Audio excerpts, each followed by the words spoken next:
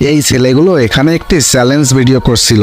তারা মাটির নিচে গর্ত করে সেখানে 3 দিন থাকার চেষ্টা করে। গর্তের ভেতর বায়ু চলাচল ও খাবার পানি সরবরাহ করার জন্য পাইপ দিয়ে একটি জায়গা রাখে। তারা গর্তের ভেতর গান চালিয়ে নাচানাচি করতে থাকে। কিন্তু তাদের সাথে শেষ পর্যন্ত কি হয়েছিল তা দেখার আগে তোমরা এই গরমে কে কি খেতে পছন্দ করো, ঠান্ডা পানি নাকি কোল্ড ড্রিঙ্কস, তা অবশ্যই কমেন্টে জানাবে।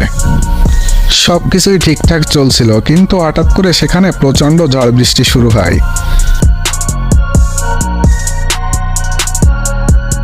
তারা বায়ু চলাচলের জন্য যে পথ রেখেছিল তা দিয়ে গর্তের ভিতরে পানি ঢুকতে শুরু করে।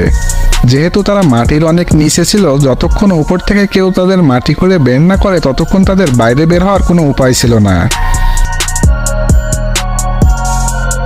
তাদের দলের সদস্যরা খুব দ্রুত চেষ্টা চালিয়ে অবশেষে তাদের বাইরে বের করতে সক্ষম হয়।